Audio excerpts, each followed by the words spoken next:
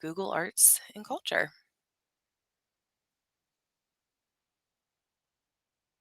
Oh, Scotland again.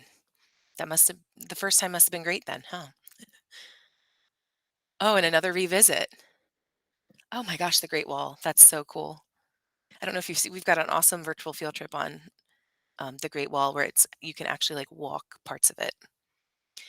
All right. Well, it's 9:26. Thank you for entertaining me and the others in the chat. It's great to see you all. Um, our theme today is Globetrotting through Google Arts and Culture. So we're going to be exploring that site and we'll go ahead and dive right in. If you don't know me already, I'm Sam Wilkinson, elementary teacher specialist here for OIT.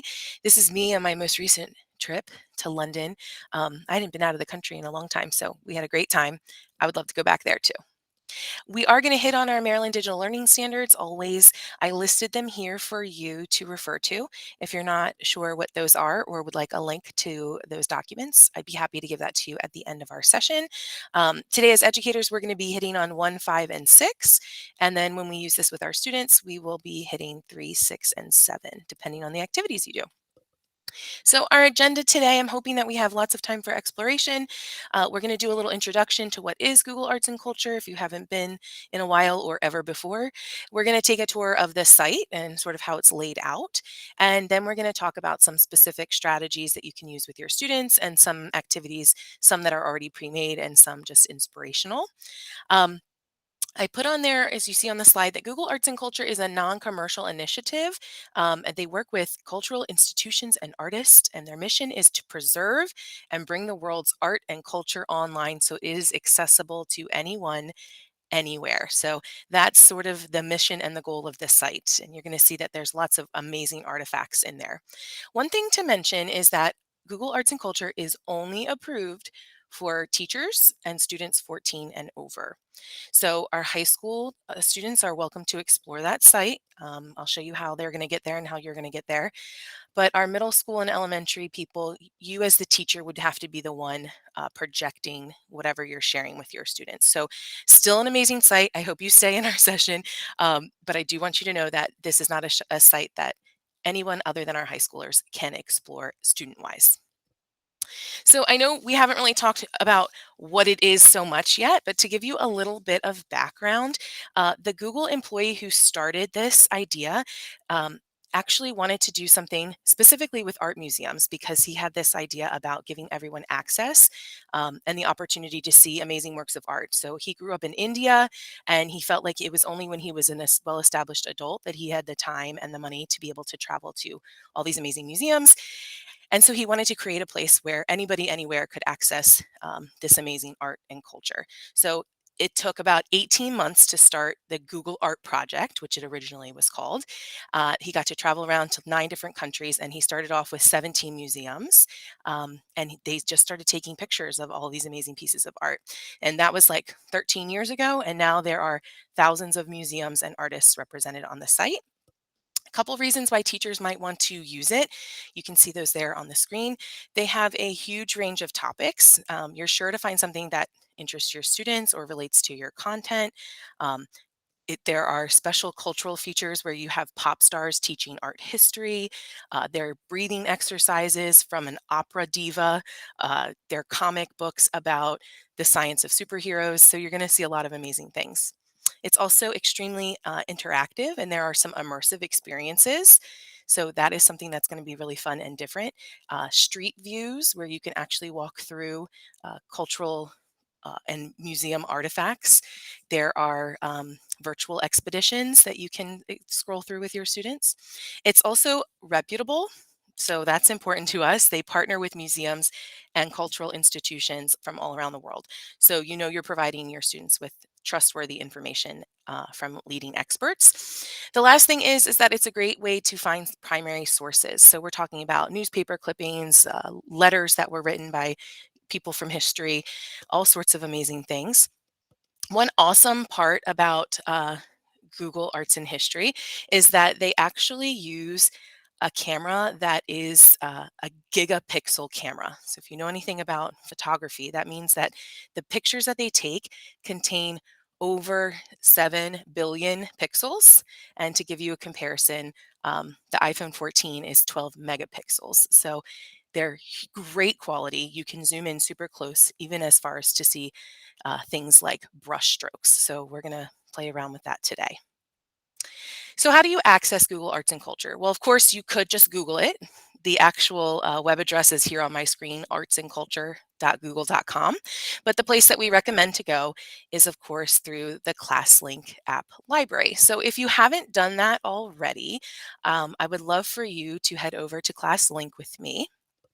And we're going to click on the little plus sign icon, which opens our app library. And then from there at the top, you should see the tab, the folder that says AACPS library. And then you should see the Google Arts and Culture icon, which looks like a little museum on a blue background. You can also search it. You'll notice it has the little key icon next to the museum. That's because it's going to prompt you to log in securely with your Google account. And that's one reason why we really love using ClassLink, because our high school students and our teachers, you'll be prompted to sign in. And when we go through the site here in a minute, you'll see that that's important so that you can favorite items and come back to them. Okay, looks like I lost my sharing.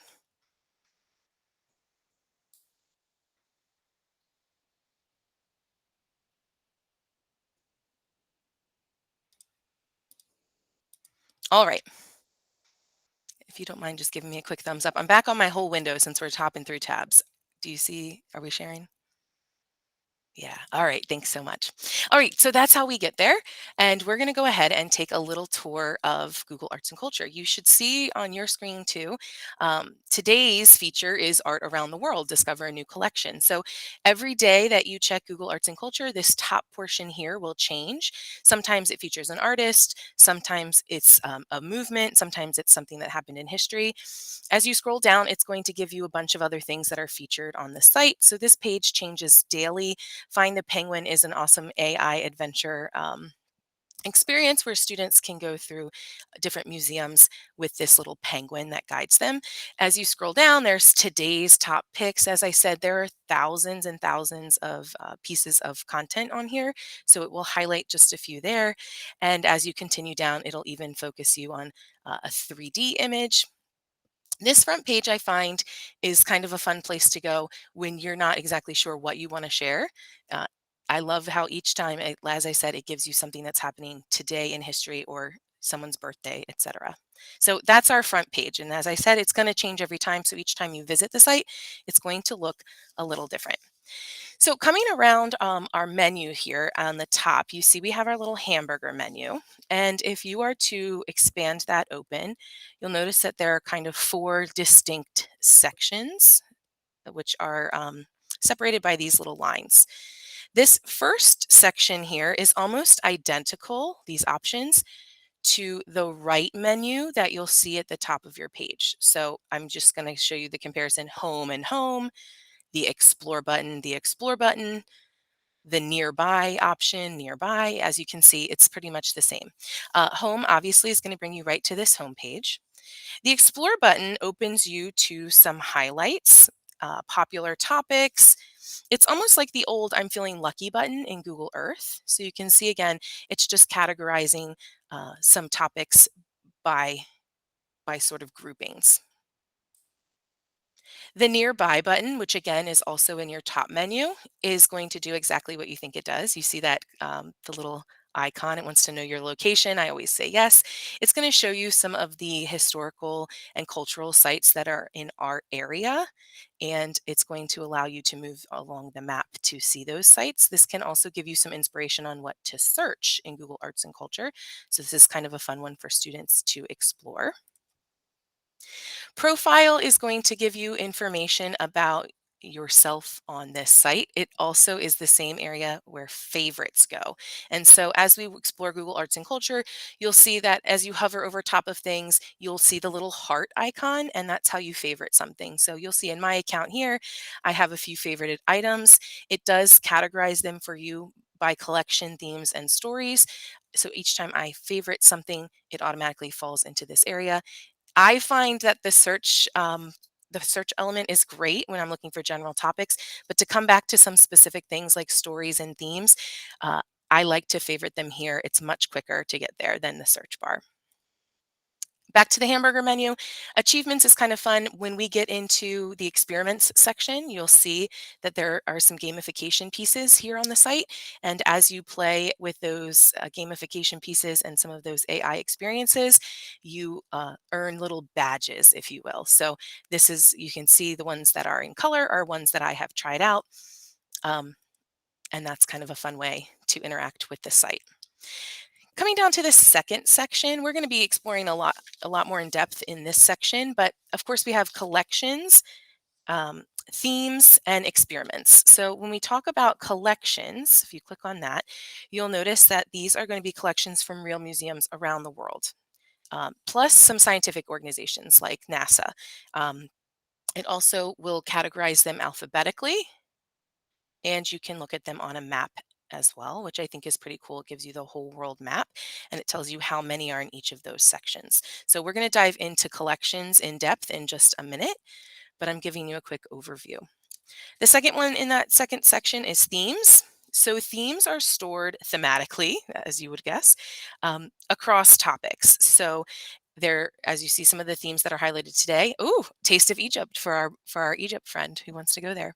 Um, we have quilt collections. As you can see, it's stored thematically. So they're grouping some of the collections, some stories, some experiments in groups that make sense to them. The third option in that second section is experiments. This one is really fun. Again, we're going to go into depth in this, but these are basically interactive collaborations between artists, scientists, AI engineers. Basically, they create a unique way to experience art and culture. And they're super awesome. So we'll get into that a little bit too. It does open that one up in a second window. So if you're wondering where you are, you're probably in that second window. Okay, so then we have our third little section here. I think that one is pretty self-explanatory. They've also broken it out by artists. So if you're interested in looking up a specific artist, you can look that out alphabetically. I also think it's pretty cool that you can search by time period on a timeline. They also have uh, by art movement, by mediums. So if you are looking for a specific example using, for example, ceramics, you can see a bunch there. You also see that there are historical events, historical figures, and places. So again, this menu here is just showing you how Google Arts and Culture groups their content in various ways. So let's go ahead and jump into that collections section. As I told you, it's museum content or gallery content. Sometimes they're heritage sites, and they allow you to explore in a virtual way. So there's more than just fine art. You can also explore things like the Australian Football League. There's the Marine Biodiversity Institute, which comes from Korea. There's even one where you can explore the foods of Italy. My friend who wants to go to Italy, there you go. So again, you can explore all of them. You can explore alphabetically, or you can explore on the map. Um, in case you haven't figured this out already, once you click on one, let's say I want to explore this one here, the Academy of Natural Sciences. Once you click into it and it's something that you like, your option here is to follow. If you click on something specific like a story within that collection, you'll see the little heart, which will allow you to heart or favorite a collection. They're going to collect again in this little favorites area or also in your profile. So I'm going to stop talking for a minute and give you about 2 minutes to explore collections.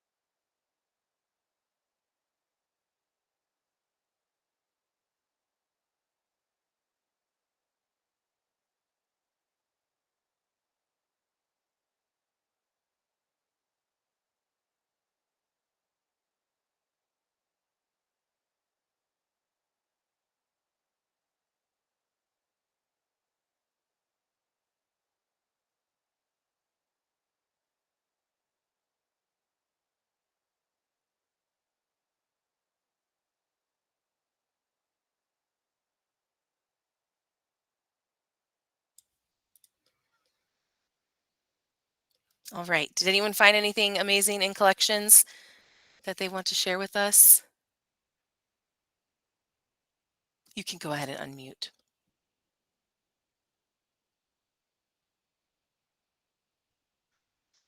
That's okay. I understand. It's a lot to absorb. This site is massive and there's a ton of different cultural institutes to explore. But collections is awesome, especially if you have something specific in mind you want to show your students. Okay. The next one we're going to Oh, I hear something. I have to come back over here. Go ahead, Tony. I was just wondering, is there a way to do like a search within a collection for something really specific or I haven't found that yet. okay, Sadly, but that's a great suggestion for Google. That's why I often, once I'm in my exploration phase, I just start favoriting things okay.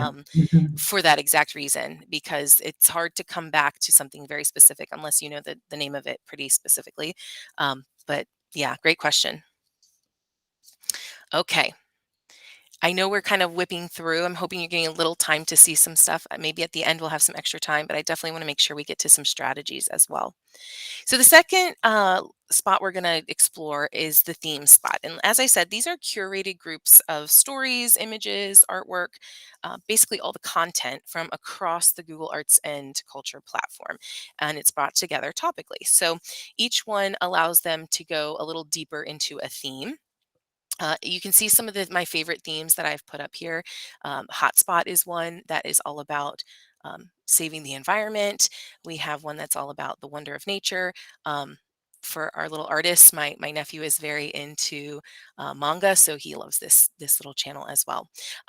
One that I think that you should definitely search in the search bar is Learn with Google Arts and Culture.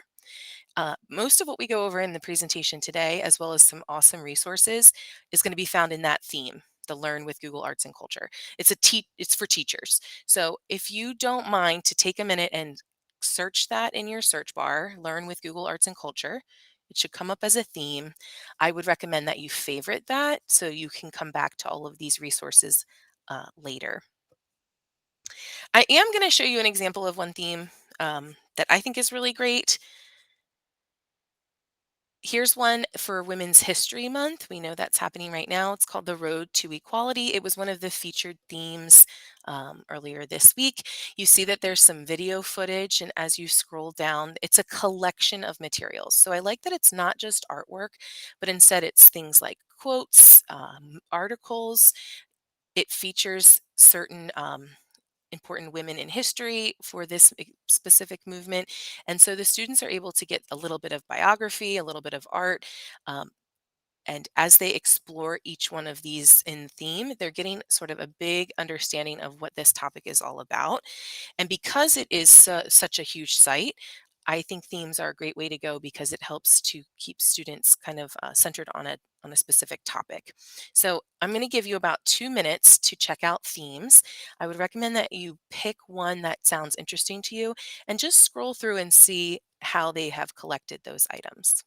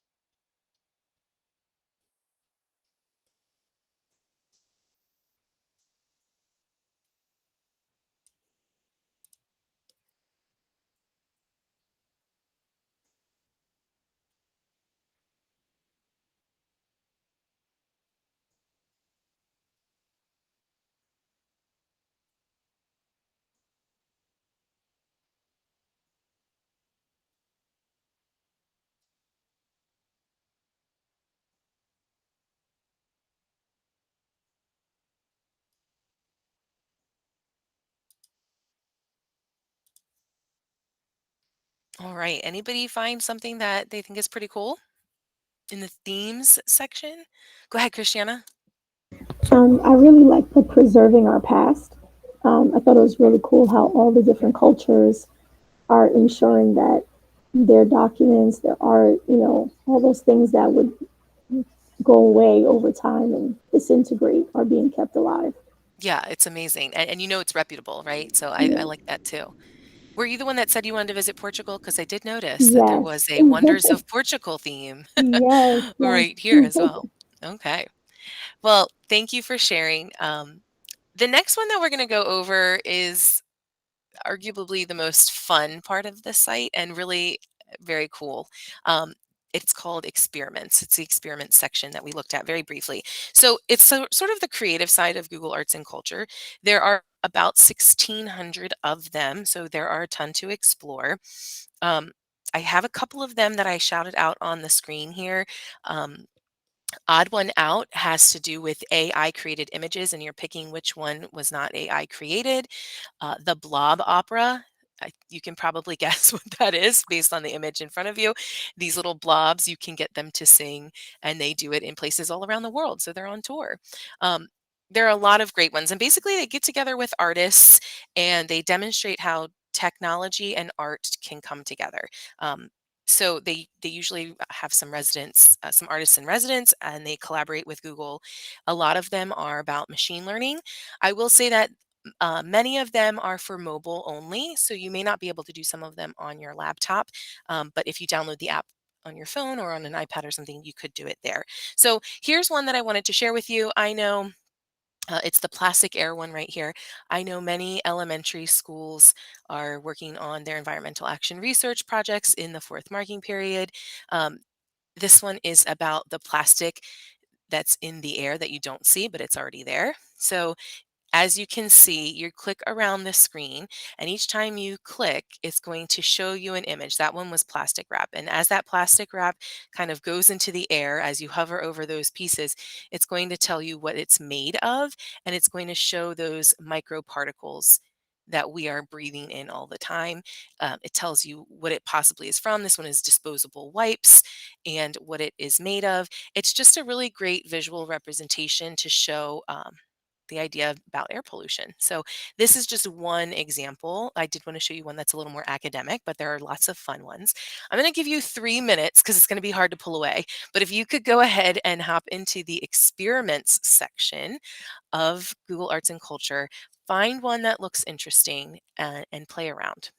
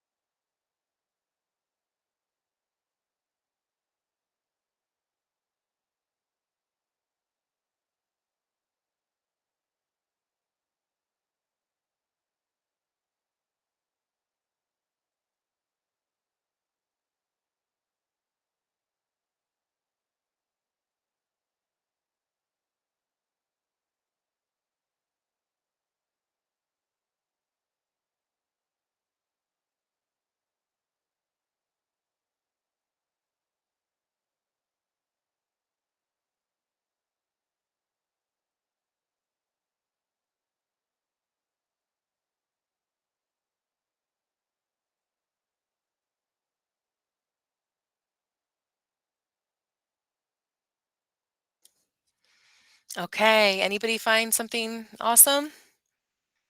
I know, I'm dragging you away. I see the hands clapping. They're so cool.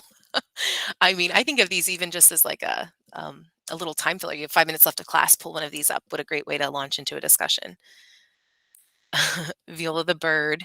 These are really cool and interactive. Yeah, I know. It's a bummer that we can't have them for all students. I think, as you can probably imagine, the reasoning for the 14 and older has to do with the sensitive information that you can see in a lot of the site.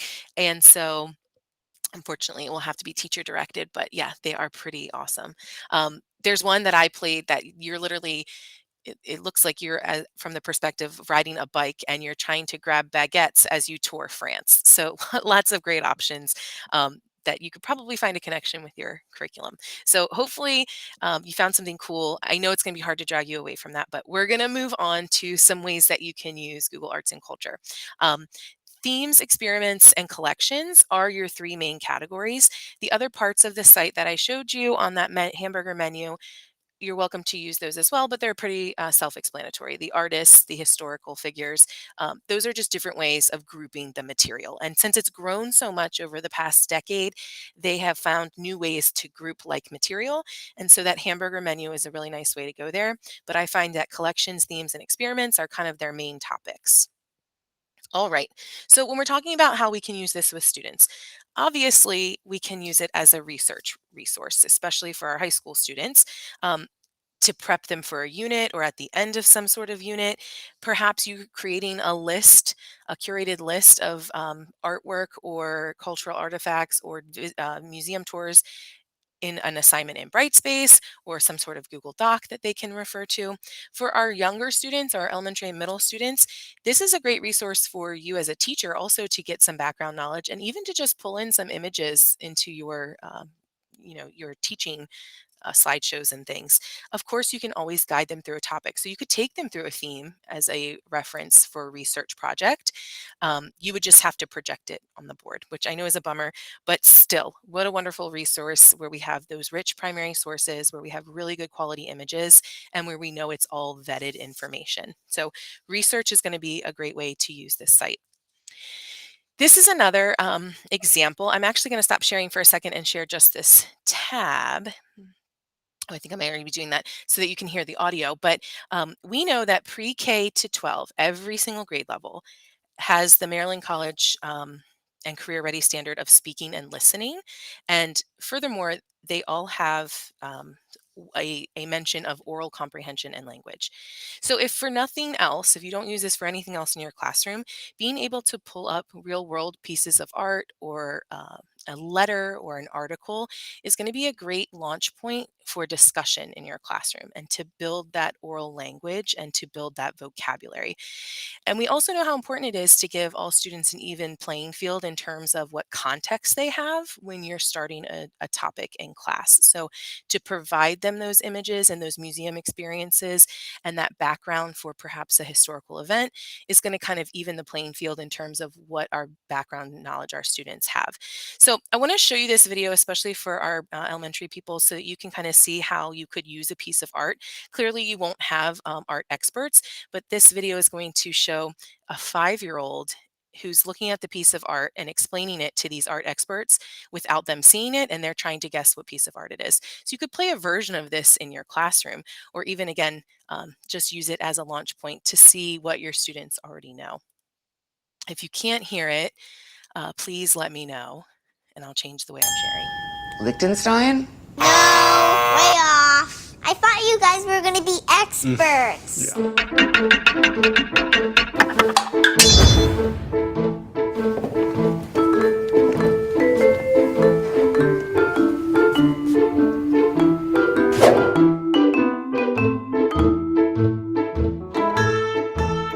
Hello, my name is JJ. I'm 5 years old. I like to make things. Are you ready to name that art? Yes.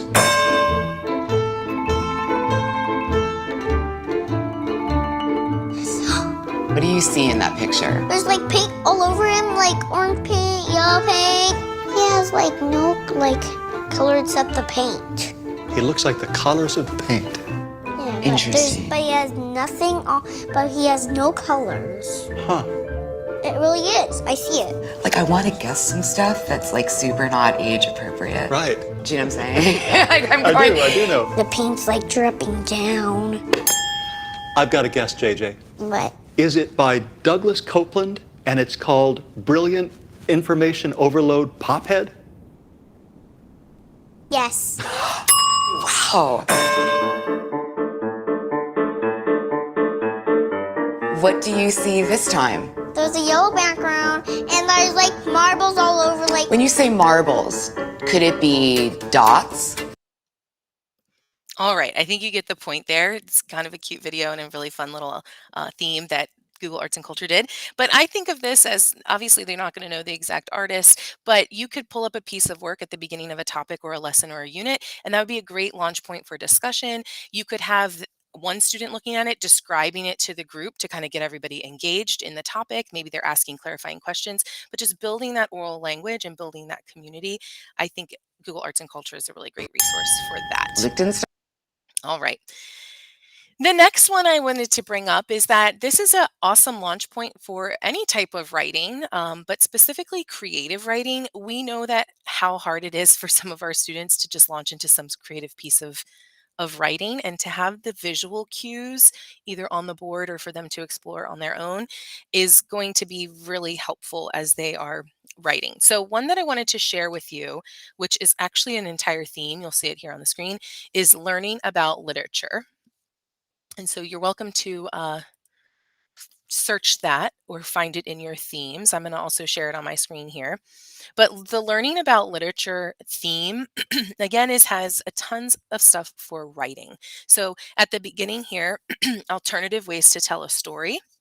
And it kind of goes through some historical events, slam poetry, talking about sending mail. So a lot of great launches here for when you're doing a piece of writing. As you scroll down even more, you'll see that they have features of literature festivals and workshops from around the world that you're able to access with your students. How incredible is that? You can also even just show parts of this, and maybe you set up your own little literature festival in your classroom after you finish a piece of writing. There is a whole section here on tips and tools and inspiration for budding writers. I love that it's all different topics. As you scroll down even farther, it gives you the experiments, the gamification piece that have to do with writing. As you can see, some of them are about hieroglyphics. There's some that have to do with manga again, fantasy maps for novels. So even if this is just inspiration for you as a teacher to help develop creative writing skills with your students, this is an amazing theme. And I think it's a great way to celebrate writing in a way that we don't always do. It's also a really nice visual way. The very bottom, you'll see, this is why they had the little Harry Potter teaser, is that there is the history of magic whole theme. And this one happens to have a downloadable lesson plan that goes along with it. So I just think that this is a really great way to inspire our writers. And again, even if you don't use this specific theme, pulling up a piece of art as a writing prompt is going to be a great way to add details. Maybe they're describing it, they're working on describing adjectives, and then they're passing it to a friend and they're adding more details. So a great way to use it in class, I think, is for writing time. Okay, so next the thought I had was about history. Now, obviously, there's the whole section on historical events and historical figures. If you didn't get a chance to click on that part of the site yet, it's in the hamburger menu. And you'll notice when you get there, just like we had on all the other pages, it's going to have all of them in one, but at the top you can search alphabetically to see which historical figures are there. I have a little screenshot of some of the most popular ones.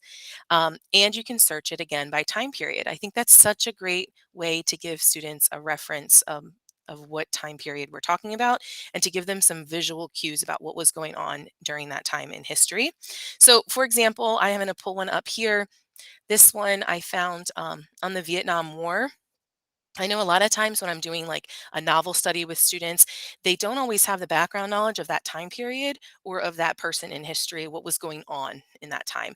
I think Google Arts and Culture is the amazing resource to show them some of the cultural artifacts of the time. So as you scroll down, it's literally just a collection of images, newspaper articles, sometimes speeches. There may be video clips as well, but looking here at the one for the Vietnam War, there's just such a glimpse into what was was going on here in America, what was going on for our troops, and it's all culturally appropriate, relevant, I should say, and we know that it's vetted. Again, you're going to see some images here that may be sensitive, which is, of course, why you would want to look through it yourself first, especially if you're sharing it for elementary or middle. But I think it's such a great way to give your students some context, especially when they're reading something from a different time period. So bringing history to life and showing them what was going on in the world by showing them some of these real world examples and primary sources, I think is an amazing way to use this site. Okay, obviously virtual field trips. We know planning field trips is a huge lift for teachers and a lot of hoops to jump through. It's very expensive these days to get the buses. So you can bring those experiences to your students. So clearly there are tons of art museums that you can visit, but there are lots of other ones in here too. I'm going to go ahead and click on my link here and share with you the tab. I searched virtual field trips, and what do you know? There is a whole theme on virtual field trips. So I favorited it. You see my little heart here. And so it's in my favorite section and also in my profile. But as you scroll down, it's going to give you a lot of information on how to take a virtual field trip. I think most of you get the point, but this is a good resource for you to share with your teachers at school. It's categorized by subject area as well. So if you're thinking this doesn't apply to me, I think you will find something. It's not just art museums, but you can go, let's say I'm a social studies teacher, I go to this geography section, for example. And it's going to give me some options at the top here, near and far, a trip to the North Pole. How amazing would that be? Some of these are expeditions, as you can see. And so if I click on one of them, this one happens to be in Norway. One of our other participants here today wanted to visit there. A story comes up for an expedition. So if you see on my screen, a story, if you haven't clicked on one yet, is sort of a book in a virtual format. And as you scroll down, images and captions will appear. Sometimes teachers use this actually as a book and they're reading it aloud and having discussions after they scroll through. Again, this is going to be a great way to give students a glimpse at the world at large without leaving the classroom. As you scroll down, everything that you need to know is in the captions. You can see this one happens to be a virtual 3D experience where I can literally move around this road and walk through this forest. As I continue to scroll down, some are still images. Some are going to, again, be those 3D options. How fun would that be? And even if you have to project as a teacher to have a student come to the smartboard and be able to use their hand to take a swirl around the square, I think that's such an awesome way to get our students to see and experience things from right in the classroom. Additionally, I wanted to mention Street View. So in some of the field trips and in some of your searching, you'll come across this little icon of a yellow figure. And so this one happens to be for the pyramid. That's going to be Street View, which basically you're on the street, kind of like when you're in Google Maps and you're able to walk through the street. I love this idea for a virtual field trip. I'm pulling up one now, which is of the Colosseum. It's also updated really frequently. So as you can see, this isn't dated and I'm able to go all around the Colosseum. As you see on my screen, I have these little arrows that are allowing me to move closer to the building. I can zoom in to certain parts. I can look at who's around. I can see the gates. We could spin around and look at the things that are surrounding the Coliseum. Again, super interactive, really fun for a virtual field trip. So Street View, if you find that, that's pretty cool because you're going to be able to be even more interactive with your students. Okay. Artful thinking. And I know I'm throwing a lot at you, probably going against what we just talked about, but we know in our short amount of time, we want to give you all the strategies. And again, I'm happy to share this presentation. If you are interested, just let us know. But most of these things, I'm sure you have thought of as well as you're exploring. So when we think about an arts and culture website, we're obviously thinking about naturally, I was thinking about using those artful thinking routines. So we know that artful thinking is just about thinking processes. They do have a website. If you're not familiar, I'm going to put it here, and I'll actually drop it in the chat as well, because this is a great resource. I believe it's in every curriculum, at least at the elementary level it is. And so it's going to give you all these different strategies that can be used as warm-ups or exit tickets or energizers. You can literally use these in any subject, but I'm going to highlight a few that you can use with Google Arts and Culture. Oh, I'm sorry, I'm not sharing that tab. Here we go. So one of the easiest ones to think about is the zoom out or zoom in, either one. Basically, it's when you look at a small bit and then you look at more of an image and then you look at even more. And again, it's building those oral language skills. You're talking about inferencing and drawing conclusions, thinking about a historical time. So this is an example here on the screen. You can see that we're zoomed into just the eye. And as we zoom out, and so we're having a whole discussion on this. What do you see? What do you think? What do you wonder? What's her emotion? Then you're zooming out a little bit more. You're seeing a little bit more of the image. What does this mean? How does this change your thinking? And then finally, you show the whole entire piece, and they get an even broader idea of what's going on. So a great strategy, again, to start your class, to end the class, or to just get the class talking to one another. Here are a couple other strategies I pulled out from those artful thinking, but you could literally use any of them. I love the 4 C's. Students then have to look at a piece of art that's related to the topic that you're discussing, make some connections, something that is challenging them, something that they're grappling with. What are some big concepts they're thinking of as they look at this piece of art? And then what are some changes? Is there changes from what they read in their text based on the image that they're seeing? Perhaps it's a biography and they read about this person, then they see a couple of pieces of art from Google Arts and Culture with that person depicted in different ways. The elaboration game, this is a fun one I kind of alluded to earlier. They're in little groups. They look at a piece of art or an image, a letter, whatever you're seeing from the site, and the first person is writing down a description of what they see. Then they pass their paper and the next person adds. And so they're working on elaboration and adding details. And then, of course, just putting up these creative question stems so that students are working on generating questions and working on their active listening skills. So using those arts integration strategies is a great way to use Google Arts and Culture. Finally, of course, I'd be remiss without saying you can certainly mix Google Arts and Culture, the site, with digital learning skills. So there is a whole section on Google Arts and Culture where they have developed 6 lesson plans, I should say, where students are using a piece of work or an artist as inspiration, and they are doing a digital project. So let me show you. I'm going to show you what it looks like here. If you're wondering where to find these lessons, again, they're buried deep. But if you favorited the Learn with Google Arts and Culture theme that I asked you to favorite earlier, by just clicking on the little heart. This is going to be where you find these lessons. As you scroll down the page, there's the virtual field trips. Here's some Get Smart with Art, Culture with your camera, scrolling, scrolling, scrolling, transporting everywhere. Towards the end, you'll see the Applied Digital Skills section. I wish there was a faster way for me to get you there, but as you can kind of see, Google Arts and Culture is so huge with their content. They really try and group it thematically, and then you sort of have to weed through. So anyways, here are the 6 video and lesson plan options. They do have them by grade level. I'm just going to randomly click on one of them here, but it tells you in the description. This one happens to be inspired by Frida Kahlo. They're working on understanding who she is as an artist, looking at her artwork, and then the lesson guides them through creating their own pixel art in Google Sheets. So that's a little example of what the lessons are like. It's going to tell them about something in the arts or culture, and then they're going to apply it in some way. One of them, they're developing a Google form.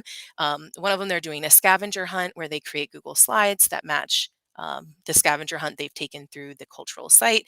So those are really awesome for, if nothing else, for inspiration for you to develop your own lessons. Again, that was right here in the Learn with Google Arts and Culture theme. You can search that and favorite it, and then scroll down for pretty much everything I've shown you today, but it's towards the bottom, the Applied Digital Skills. I think it's awesome that they've started that.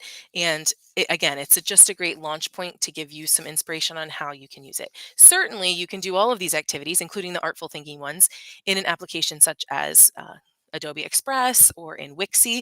And then students are not only looking at the digital material, but they're also creating in a digital format as well. Okay. Finally, of course, we know this because we just explored the experiments.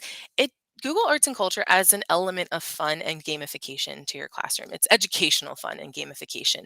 So I think all of us can find that spot in our day, whether it's at arrival or in between classes, where there's just that awkward amount of time, people are streaming in and out, where you could pull something up from this site and use it, even if nothing more than just for a time filler, and to expose your students to something outside of what they see every day.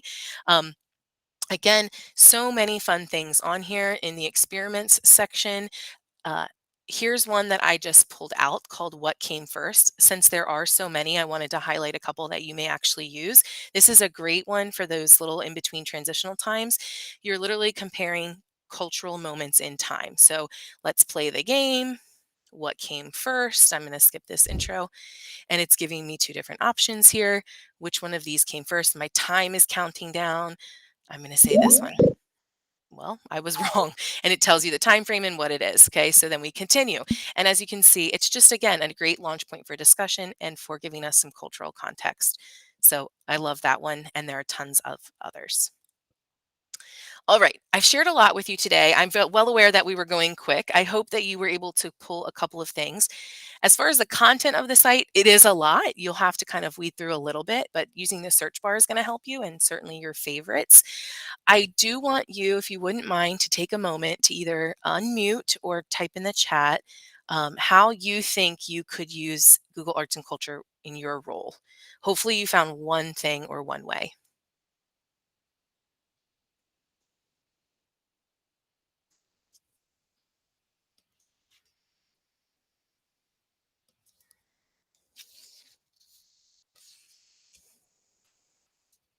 Yeah, science and social studies. I think it's going to be I think that's going to be where we get a lot of bang for our buck. Oh, I'm so glad you're going to share that with your social studies teacher. Excellent. I realized we didn't really talk about math either, but I'm sure you guys have seen that starter where you put up a piece of art and you're talking, what math do you see? There's also a whole theme on how you can use math with the arts, certainly with shapes and measurement and things like that. Yeah, the background knowledge, that's really what this is the best for, is just building that background knowledge, building that content that your students can reflect back on. Yeah, the poetry month, awesome. I'm glad you guys found something because it is kind of an overwhelming site. I know that.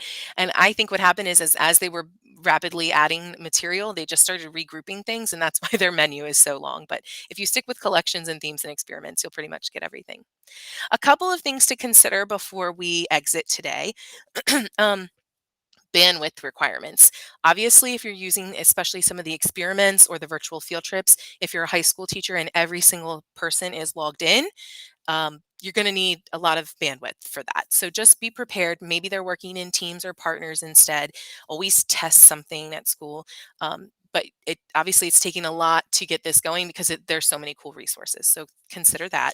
The second one is, I know I've said it before, but I have to say it again. This is for 14 and over only. Clearly, as you saw as we went through, there are some images that may be too mature or too intense for our younger students. And so while it's an amazing resource, please be careful as you vet, and definitely tell your teachers to use this site, but to make sure that they looked it all over first, because that we don't want something happening um, that we don't want to happen. So with that being said, couple minutes to spare. Awesome. I'll stay around if anybody has questions. Debbie, if you don't mind sharing the exit ticket / attendance, that would be wonderful. I do want to show you while she's putting that there, where you can find some of the resources we talked about today and some help. So let me switch over.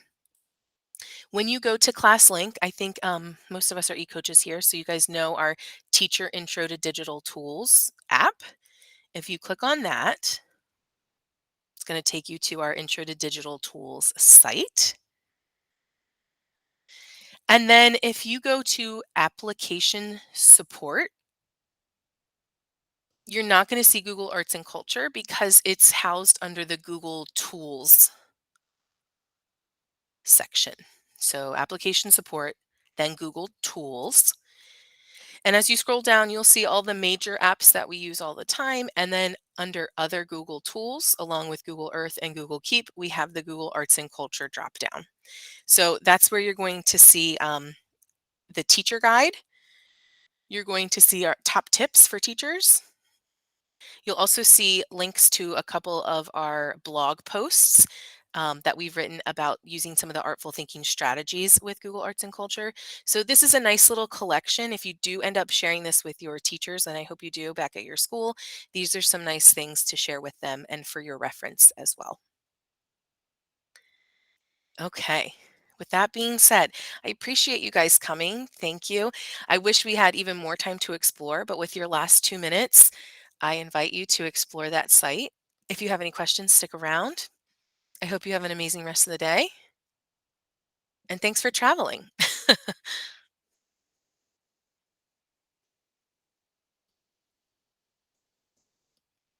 Sure. Let me put my slides in the chat. Give me 1 second.